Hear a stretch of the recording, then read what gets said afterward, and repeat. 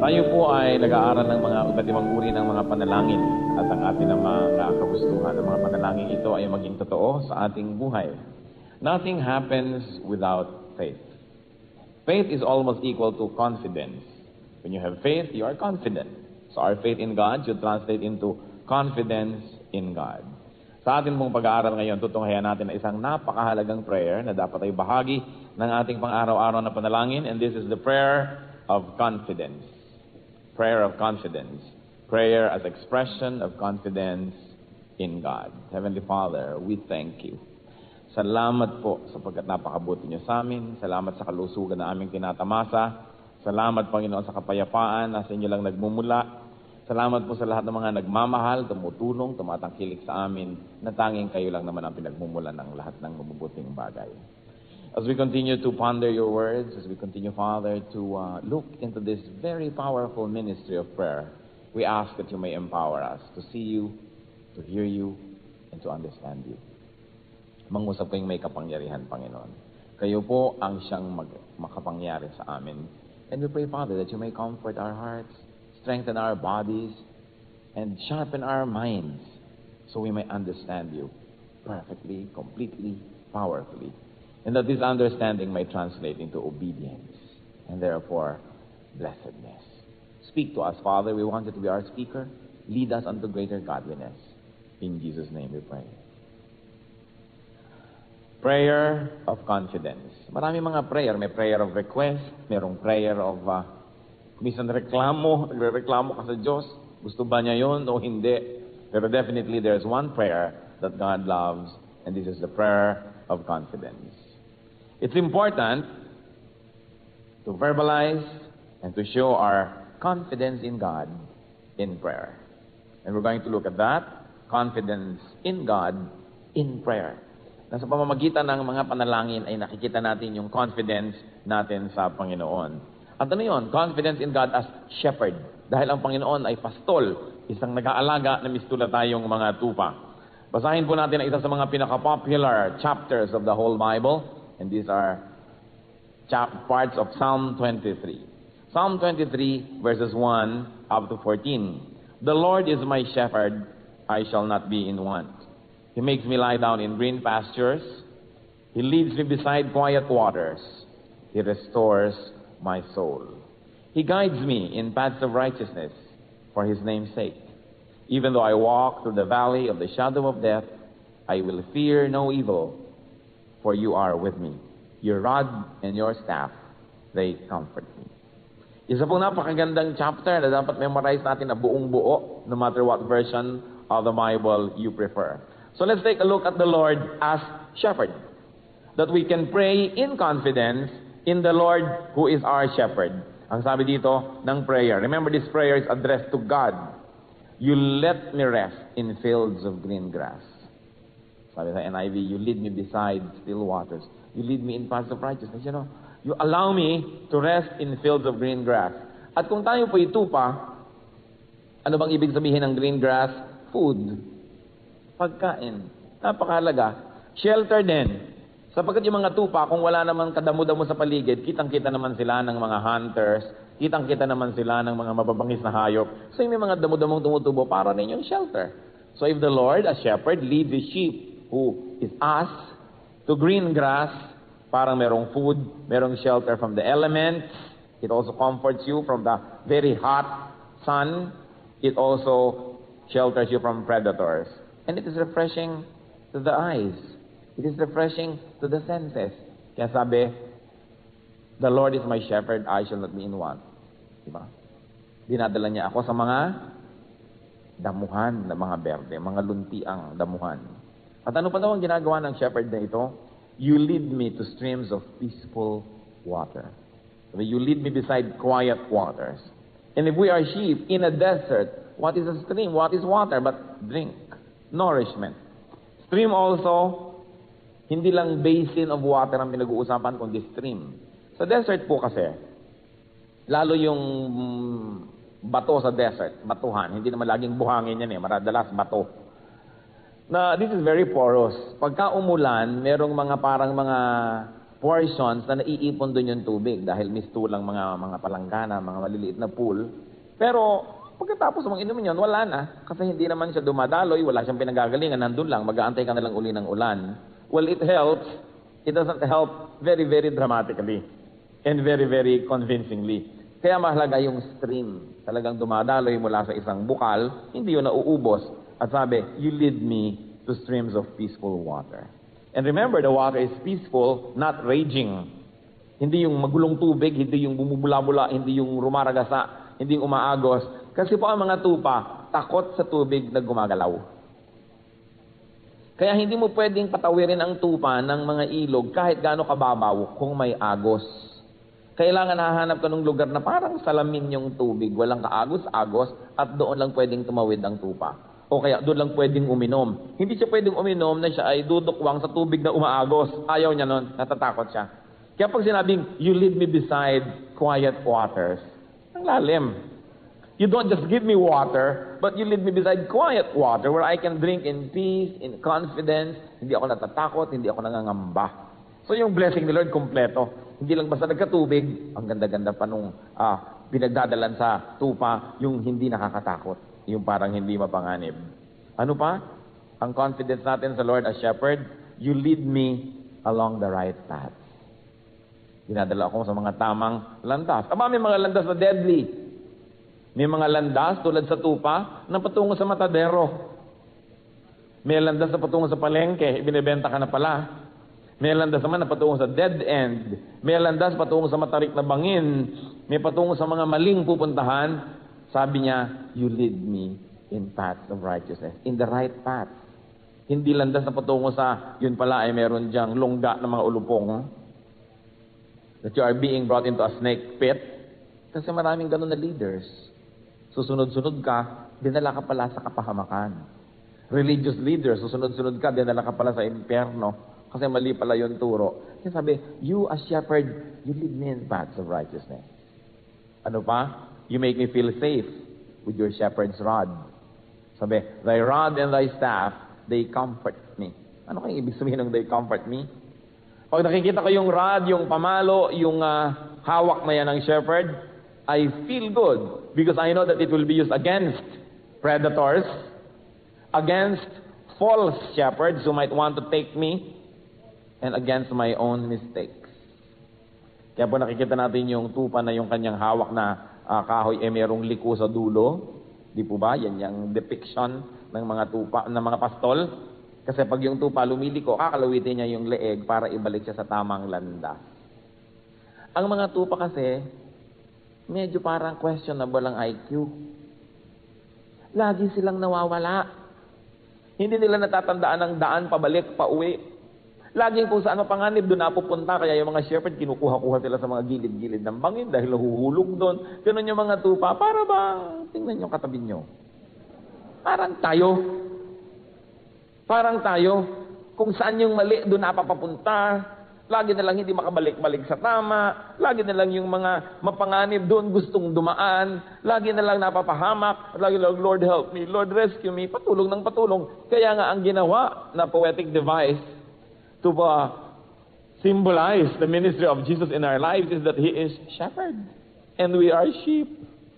Kung alam lang natin ang kahulugan ng sheep, hindi kayo laging matutuwa na sheep. At kung may katangian man ng sheep, pinapatay na ito, tahimik pa. Kaya si Lord din sabi, para siyang lamb na dinala, the Lamb of God, inialay. Hindi katulad ng baboy, di ba? Nakakasense pa lang siya na gagawin niyo siyang lechon. Umaga pa lang, nagtaatangal na. Nakakarinig kayo nito. Yung pagka ang baboy ay kakatayin, ang ingay-ingay, skandalosa. Ganon din ang mga kambing. Pero ang tupa, tahimik na tahimik. Ganon naman si Lord nung siya ay ipinapako sa krus, walang ka-alma-alma, kalmadong-kalmado, parang tupa. Kaya po maganda, yung mga naiintindihan din natin yung cultural value ng mga example sa Bible. Kasi hindi yan inilagay dyan para lang may ilagay. Lagi siyang may poetic devices that we must understand. So, sabi niya, your rod and your staff, they comfort me. Whenever I see your rod, I know you will use it against my enemies, and you can also use it to correct me. Uncomfortable na hinihila ka nung kalawit noong shepherd, pero lalo namang uncomfortable na mahulog ka sa bangin. Kaya kung tayo man kinakalawit ng Diyos, ibinabalik sa tama, nasahirapan, nasasaktan, pasalamat pa rin tayo dahil hindi tayo pinabayaan. Dahil mas grabe naman kung pinabayaan na lang tayo, nasundin ang ating mga kagustuhan. At anong sabi? Why am I confident in you as shepherd? Because you are with me. You are with me. Sabi pa dyan, even though I walk to the valley of the shadow of death, I will fear no evil, for you are with me. Kahit na pa nga ako maglakad dun sa mga madidilim na mga libis. Once more, we should understand the culture of Israel. Takot sila sa dilim. Ayaw nila ng madilim. Kaya sa kanila, kahit buong gabi, mayroong ilawan na umiilaw-ilaw buong gabi. Kaya sabi give me oil in my lamp, keep it burning. Kasi pag nawala yung oil ko, didilim, para naman ako lagay sa panganib. Gusto nila laging may ilaw. Kaya anong sinasabi yan daw, babaeng mahusay? Sa Proverbs 31, her lamp does not go out at night. Hindi siya nauubusan ng langis. Lagi siyang may apoy. Sapagkat ina-equate nga nila yung dilim sa paglayo sa Diyos o paglayo ng Diyos. Kaya laging, you will be thrown out in darkness where there will be weeping and gnashing of teeth. So you should understand that whenever darkness or light is used, it has very deep implications on the fears and on the sense of security of the Israelites. Sabi niya, you are with me. Kahit dumadaan ako sa mga libis. Kaya ang mga Israelites, ayaw nilang dumadaan sa mga libis. Yung mga may dalawang bundok sa gitna nun, madilim usually. Dahil kung ang araw nandito o nandun natatakpan, ayaw nila doon. Ayaw nila naglalakad sa mga valleys. Kaya sabi, though I walk through the valley of the shadow of death, you are with me. So the Lord, a shepherd, is with us anywhere and everywhere. And the result of all this is that, therefore, I will never be in need. Yeah. Pero inilagay sa first line yon, the Lord is my shepherd, I shall not be in want. Nalagay yung conclusion dun sa una. Tapos in-emphasize isa-isa kung bakit I shall not be in want. At ngayon, kung inductive ang gagawin natin, inuna natin yung mga premises. Therefore, I will never be in need. That is the Lord as shepherd. What about the Lord as host? Yung shepherd, yung naglalaboy-laboy, lalakad-lakad sa wilderness. Yung host naman, nasa isang lugar, nasa isang bahay, payapa, secure. What about our prayer of confidence in the Lord as host? In the town or in the city? Psalm 23, 5-6. You prepare a table before me in the presence of my enemies. You anoint my head with oil. My cup overflows. Surely goodness and love will follow me all the days of my life, and I will dwell in the house of the Lord forever. So ano na naman ang sinabi dito? As host, the Lord, itong sinasabi niya nung umawit, you treat me to a feast while my enemies watch. Sabi, you prepare a table before me in the presence of my enemies. Yung parang ayan lahat ng enemies mo sa paligid, tapos ikaw naman dito merong table, kumakain ka, ang ganda-ganda ng setting, and the Lord is your host, making you eat. So what does it mean? Food in abundance, despite the presence of all dangers and opposition. And of course, this is a declaration of protection. Hindi ako magsasawang ipaliwanag na sa kultura ng mga taga-desyerto, ng mga Bedouins, ng mga desert dwellers, kasama ng mga Israelites, pag ang isang may tent, kayo'y pinakain doon sa kanyang tent, at usually hindi sa loob, sa labas, meron lang parang habong o tolda doon sa may front, doon kayo nakaupo sa carpet, merong dulang na mababa, kumakain kayo, merong shade, pero kita kayo ng lahat dahil wala namang wall yon. Ang sinasabi nung nagpapakain, ito, pinapakain ko sa aking dulang, pinapakain ko sa aking hapag, walang pwedeng gumalaw sa kanya nang hindi mo nadadaan sa ibabaw ng aking malamig na bangkay. That is what it means to eat together in the culture of Israel. Kaya yun din yung very concept ng Lord's Supper. That when the Lord set a table, pinakain niya yung mga disciples niya sa tinatawag nating Lord's Supper. Ibig sabihin, oras na kumain kayo dito, sa mesang ito, I will offer my life for you. I will die for you. I will give you my best. Kaya hindi kataka-taka si Judas, hindi tinapos yung kainan umalis agad. Parang meron na naman yatang kahulugan yung pag-abstain niya doon sa Lord's Supper. Kaya ang atin ding Lord's Supper, Gagawin na natin quarterly para totoong supper. At humahanap tayo ng magandang lugar para dyan. Hindi lang yung nagmamadali tayo dito tuwing first Sunday, kapraso nito, kapraso nun. Totoong supper. But, inaanyayahan natin ang lahat ng members ng church na ito, lahat ng mga dumadalo dito, lahat ng mga anak ni Lord. Pero, dadalo lang kayo kung ang ibig yung sabihin, I count myself as member of this family, as member of this church, as a member of the Lord's body, and I'm willing, ready, and able to give my best, sacrifice if needed, for the sake of this body, for the sake of this congregation. Kasi yun talaga ang tunay na kahulugan ng pakikisama sa pagkain na yan. Kaya pag sinabing, you prepare a table before me in the presence of my enemies. Anong ibig sabihin? Kahit nandiyan si Satanas, kahit nandiyan yung mga kalaban natin, ano pa mga enemies natin? Gutom, di ba? Hunger, diseases, illnesses, everything that scares us. These are our enemies. Sabi niya, you prepare a table before me in the presence of all these enemies.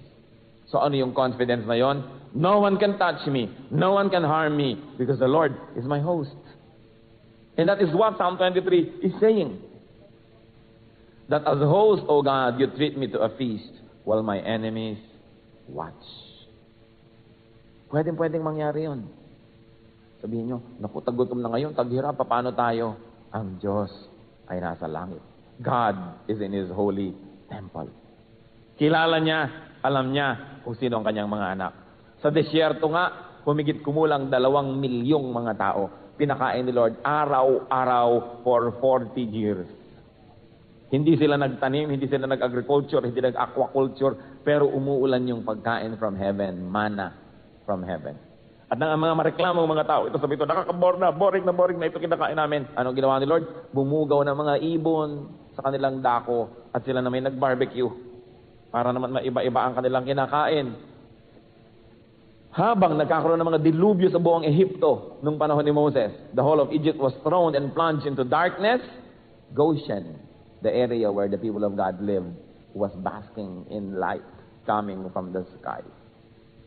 Kaya ni Lord to isolate people and separate them from calamity kung gugustuhin niya. Tulad ni Gideon, binigyan ni Lord ng misyon at sabi niya, Lord, kung totoo pong ito ay gusto kong malaman na kayo nga ang nagpapadala sa akin sa misyon. Narito itong balabal na ito, narito itong wool na ito, ilalatag ko dito sa hamugan ngayong gabi. Kung talagang gusto nyo kung pumunta sa pinapapunta nyo sa akin, bayaan nyo na mabasa ng hamog itong wool at yung buong paligid ay tuyo pag nakita ko sa umaga. At nakita nga niya, yun lang ang basa, tuyong-tuyo ang paligid. Nang pinilipitan niya, isang mangkok na liquid ang nakuha. Sa inyo, Lord, huwag naman kayong magagalit. Baliktarin lang natin para sure. Ngayong gabi naman, ilalatag ko uli, basain nyo lahat ang paligid at ito naman ang tuyo. At nangyari. Kaya siya naman ay sumunod sa inuutos ng Diyos. Anong point natin? Baka naman maglatag na kayo ng maglatag ng kung ano nung bimpod siyan na samantalang itatanong nyo lang, papasok ba ako sa opisina o hindi? Lord, pagkabasa, hindi. Hindi naman ganyan natin i-abuse yung mga ganyan. Pero ang point is, kung kaya niyang basain yun lang at tuyo yung paligid, o kaya ituyo ang basa ang paligid at tuyo yun lang, hindi ba niya tayo kayang i-bless kahit ang paligid ay hindi na-bless? Kaya yun ang Diyos. Kaya dapat meron tayong confidence. Hindi tayo laging natatakot, ayan, ang bababa na ng rate ng peso, ang ganito, ang ganyan. Let's do our best. Let's contribute to the economy of our country. Masigi tayong masipag, magi tayong matipid, at huwag tayong magaksaya, at ipaubaya natin sa Diyos ang lahat sapagkat siya marunong mag-alaga ng kanyang mga anak. Sabi niya, you prepare a table before me in the presence of my enemies. Yung kainan na yan, kaya masyadong masalimuot, maging sa Revelations chapter 3, verse 20. Sabi niya, here I am. I stand at the door and knock. If anyone hears my voice and opens the door, I will come in and eat with him and he with me. Kumakatok ako sa pinto, sino man ang magbukas, papasok ako at makikidulog at kakain kasabay niya. Hindi na naman isang kainan lang at merienda ang pinag-uusapan dito. Sinasabi ni Lord, pag ako'y nakidulog sa inyo, para ko na rin sinabi, I will give you my life. No one can touch you. You will be the apple of my eye. Whoever touches you, touches me first. That's why we can make prayers of confidence in spite of the things that happen around us. Ano pa? Sinasabi niya, as host, O God, you honor me as guest. You don't just make me a guest. You honor me Sabi, you anoint my head with oil. Ano bang kahulugan nun? Kasi sa atin, nilagyan ka ng oil sa ulo, di na lumagkit ka pa. Parang ayaw mo yata nun. Pero sa kanila na tuyong-tuyo ang weather, ang disyerto ay kay init-init. At pag nag-travel ka sa labas, ay halos magkapitak-pitak yung anit sa init ng araw. Pagpasok mo sa isang bahay, if you're an honored guest, i-anoint ka ng oil. At hindi coconut oil na malagkit, kundi olive oil. Siyempre, ng oil sa kanila, na hindi naman masyadong mahirap na para sa iyong katawan na dalhin kasi malagkit, kundi nako-comfort ka pa nga nun. Kaya sabi, you honor me as guest. Ano pa ba naman ang aking hahanapin? In fact, sabi ni Lord sa John 14:2-3, in my Father's house are many rooms. If it were not so, I would have told you. I am going there to prepare a place for you. And if I go and prepare a place for you, I will come back and take you to be with me, so that you also may be where I am. You know the way to the place where I am going. Kaya ang trato sa atin ni Lord, bisita. Bisitang pangdangal. Ang galing niyang host. Sabi niya, I'm going to die for you. Ipinakita niya sa mga disciples, sinugasan pa niya ang paa ng bawat isa. Kasi nung araw, pag pumapasok ka sa bahay ng may bahay, kung ikaw ay ipinagpipitagang bisita, i-anoint ka ng ang head mo ng oil, lalagyan, at may maghuhugas ng iyong paa. But hosts do not wash their guests' feet. Their slaves do it. Pero si Lord, siya mismo ang naghugas ng paa. Pinapakita niya talagang wala na akong hindi ibibigay sa inyo. Ang lahat-lahat ibibigay ko na sa inyo. Pati yung karangalan, sukdulang at may expense. Kaya nga, kinuha ni Lord lahat ng kasalanan natin, di ba? Para tayo maging sinless. Kinuha niya yung sin, inilagay niya sa katawan niya, tapos dahil doon namatay siya, binayaran niya. Kaya bayad ang kasalanan na nagpapaligtas kay Jesus. At kung wala si Jesus, walang salvation. Kasi sino nagbayad ng kasalanan mo? Di wala. Kaya ikaw ang sisingilin pagkatapos. Kaya mahalaga yung merong Savior. Kaya ang sabi, talagang pwede akong magkaroon ng confidence dito sa aking shepherd. Kung nasa kagubatan at nasa ilang, at kung nasa loob naman ng mga bayan at bahay as my host. The Lord is everything to us. At sabi, you fill my cup until it overflows. You fill my cup until it overflows. Hindi lang ako basta nilagyan, umapaw pa, nagkaapaw-apaw na yung lagay. At inuulit yan, sinasabi sa mga marunong daw umunawa sa kautusan, sa marunong magbigay sa Diyos, at marunong na i-honor ang Diyos to their givings. Anong sabi sa Luke chapter 6 verse 38. Napakalinaw ng sinasabi, a good measure will be given to you, pressed down, shaken together, and running over will be poured into your lap. Ito yung tinatawag natin, siksik, liglig, at umaapaw. Ang ibibigay daw sa iyo, tamang sukat, hindi daya. Tapos pressed down, siniksik pa. Kasi alam niyo nung araw, pag bumibili kayo ng grain, yan ay sinusukat sa parang mga salop. Bumibili kayo ng bigas, trigo, whatever, palay, sinusukat. At yung mga nagtitinda, ang gagaling ng pulso. Pag dumakot yan nung pangdakot nila nung halimbawa bigas at inilagay sa salop mo, talagang hiwa-hiwalay ang grain pagdating niyan, ang bilis-bilis na isasalin yan sa supot, kasi pag tinagalan nyo kahit konti, bumababa. Kasi may mga hangin-hangin yan sa pagitan. Konting tagal lang, kung puno dito yung halimbawa yung salop, mamaya bababa na yan ang konti. Eh di dapat lagyan na naman nila para mapuno. Kaya yung madadaya, ang bilis maglagay at ang bilis maglipat sa supot. Tapos ibibigay na sa iyo. Pero hindi daw ganun magbigay ang Diyos. Anong ginagawa? Good measure, tama ang sukat. Hindi yung salop sa labas, tapos sa loob pala ang kapal-kapal ng kahoy.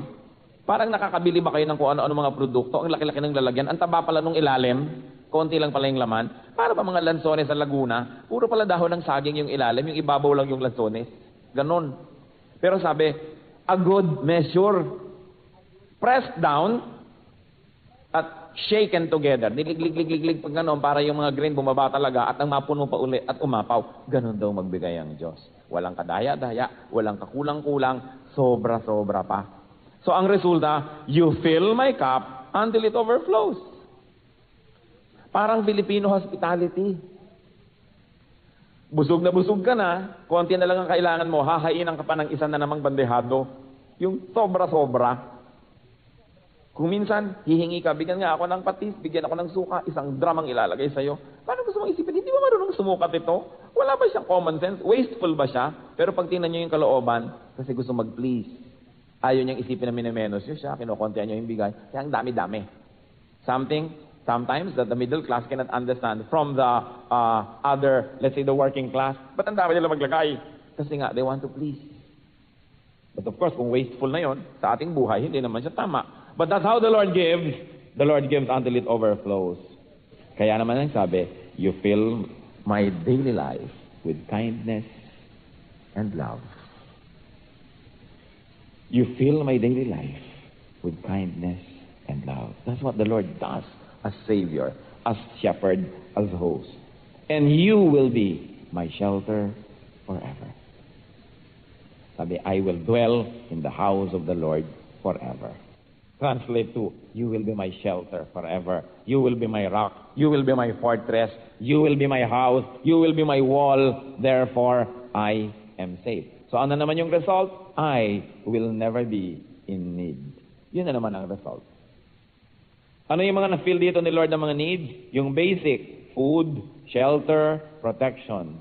Ano pa? Yung mga secondary levels of needs, abundance, acceptance, love, and the higher levels, security, comfort, honor. You honor me as a guest. Nakita na natin kung paano tayo pwede mag-pray ng prayer of confidence kay Lord as shepherd, as host. Paano naman si Lord as prophet and savior? Well, He does as He says. Luke 2:29-32. Sovereign Lord, as you have promised, you now dismiss your servant in peace. For my eyes have seen your salvation, which you have prepared in the sight of all people, a light for revelation to the Gentiles and for glory to your people, Israel. This is Simeon praying. Sapagkat sa Simeon, pinangakuan siya ng Holy Spirit na hindi siya mamamatay, na hindi niya makikita yung Savior. Kaya nung makita niya si Jesus, dinala sa temple, ito yung prayer niya, Lord, pwede niyo na po akong kunin. Tinupad niyo talaga ang inyong sinabi. Talagang tinutupad niyo ang inyong sinasabi. So, as prophet, as God, we can be confident in Him because He is the one who hears our prayers. God as one who hears our prayers. Matthew 6:9-10. This then is how you should pray. Our Father, hallowed be your name. Your kingdom come. Your will be done as it is in heaven. Grabing declaration of confidence ito. When you say, you are in heaven, meaning God is powerful. God is powerful. Isa siyang figure of speech. Hindi sinasabi nga sa heaven, ka ang layo mo, hindi mo kami marinig. Hindi yon. You are in heaven, therefore, you hold all the buttons ng lahat ng power. Parang hawak nyo ang remote control. Hawak mo yung power, you are in heaven. So, you are powerful and I can be confident in you. Therefore, I can say, your will be done. Yung gusto nyo ang masunod. Meron akong gusto, hinihiling ko, baka pwede. At kung hindi yun labag sa iyong kalooban, pero kung meron kayo ibang iniisip para sa akin, hindi yung iniisip nyo ang mangyari kasi kayo naman ang Diyos, kayo makapangyarihan, kayo yung tama. What confidence in prayer? Na kahit gano'n kasindihin yung panalangin natin, sinasabi natin, Lord, kayo pa rin ang masunod. Kahit gusto ko ito, kung ayaw nyo, diwag, pinagpe-pray ko lang naman dahil baka naman makalusot. Baka gusto nyo rin, baka pwede. Pero kung hindi, diwag, yung gusto nyo pa rin ang masunod, hindi ako magtatampo, hindi ako magagalit, kasi your will be done. Napakahalagang attitude sa prayer, yung meron tayong confidence that we trust God more than we trust ourselves, that we trust God's intelligence more than we trust ours. And God always hears. That's what's important. What else? We can trust God as the good Father. We can pray prayers of confidence to God as God who is the good Father. Matthew 7:9-11, the Lord compares Himself with human parents. Which of you, if his son asks for bread, will give him a stone? Or if he asks for a fish, will give him a snake? If you then, though you are evil, know how to give good gifts to your children, how much more will your Father in heaven give good gifts to those who ask Him? Sabi, kayong may mga anak na, di ba mahal na mahal yung mga anak nyo? Pag humingi ba yan ng tinapay, binibigyan nyo ng bato. Pagkagat niya, putol ang ngipin niya dahil bato. Ako pa kaya na banal? Ako pa kaya na ama nyo sa langit? Ang di magbigay ng mabuti sa inyo? Napakalinaw naman siguro. Hindi na tayo dapat magduda. Pag may ibinibigay ang Diyos, dahil siya ay mabuti. At pag may ipinagkait ang Diyos, dahil pa rin siya ay mabuti. Hindi dahil siya'y maramot, Hindi dahil siya'y kuripot, hindi dahil siya'y masama, dahil siya'y mabuti. Kasi kamisan may mga hinihingi tayo, sa tingin natin, tamang-tama sa atin. Pero sa tingin ng Diyos na nakakaalam ng lahat, makasasama. Kaya di niya binibigay. O kaya may ibibigay siya, pero saka na, 30 years from now, ibibigay. Yung pala, pag ibinigay sa iyo ngayon, makakasama lang eh. Hindi ka pa handa, hindi ka pa pwede. So later ibibigay. So Lord, kaya ibigay nyo ngayon agad, kaya ibigay nyo sa kana, o hindi nyo ibigay kahit kailan, salamat pa rin. I will still be confident in you. I will still trust you because you are my loving Father. Ang ganda ng analogy. Ang taong makasalanan ay mabuti ring magulang. Di ba? Alam natin yan. Kahit ka pa nga masama napakabuti mo pa ring magulang. Kahit ka pa nga magnanakaw ninanakawan mo nga yung iba para ibigay sa anak mo. Although hindi natin ine-endorse at hindi tama. Pero ganun kabuti ang magulang. Kaya nakikita niyo naman yung mga iba kumisan, mga convicted killers na ang mga anak talaga. Hindi po, napakabuti po ng aking magulang. Sa'yo. Anak ka kasi sa iba, mabuti ba siya? Kaya sinasabi, kayong masasama, marunong din kayong maging mabuting magulang. Ang Diyos pa ba na hindi masama? Ang Diyos pa ba na perfect ang kabutihan? Ang hindi maging mabuting ama? Kaya huwag tayo magduda kahit kailan. Hindi niya tayo pinagdadamutan, hindi niya tayo pinagkakaitan. Pati ang kanyang mga no answers to our request, expression ng kanyang kabutihan. Sabi niya, we can be confident. So we talk about confidence in God in prayer. What about confidence in God in action? Which is also a challenging field.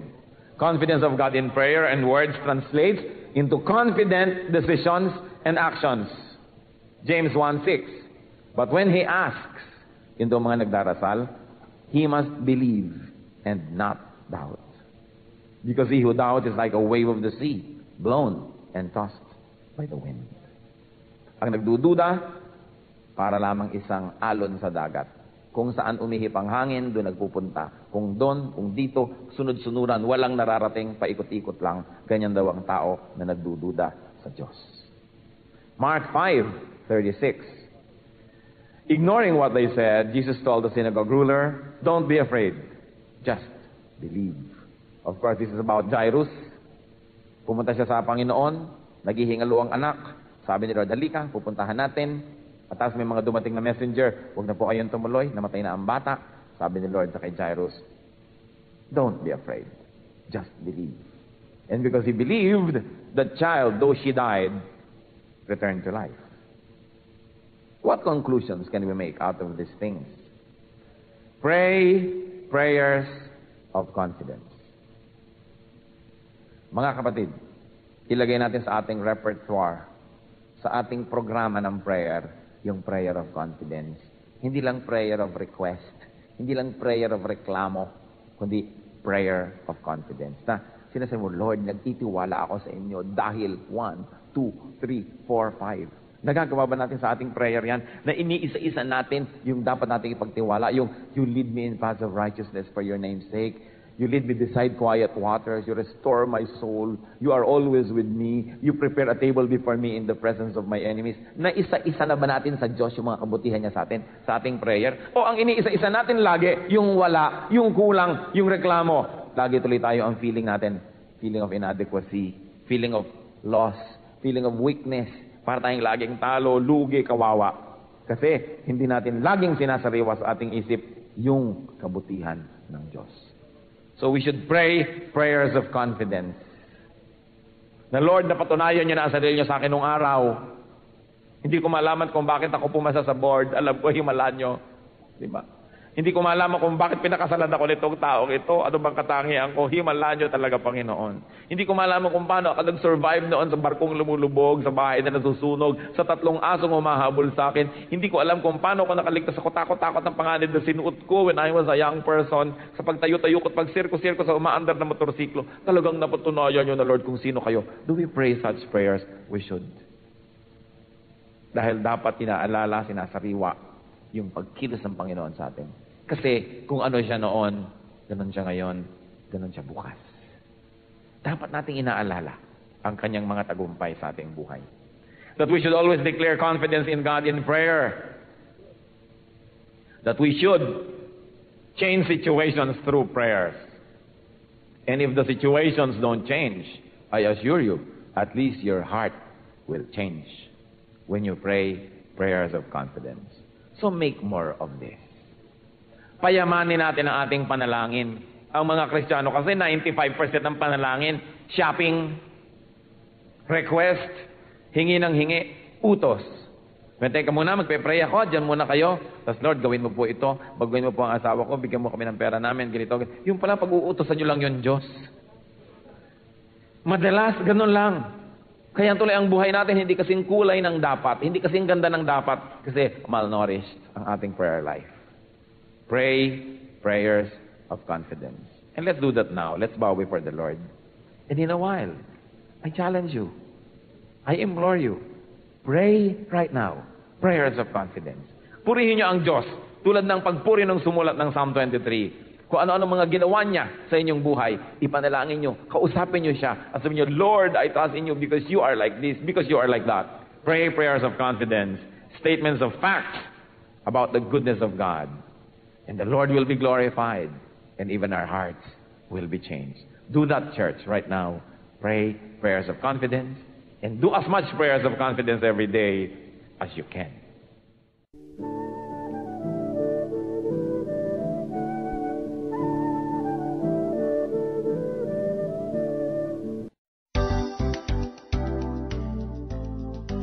We hope you enjoy listening to Pastor Ed Lapis Messages, Volume 12.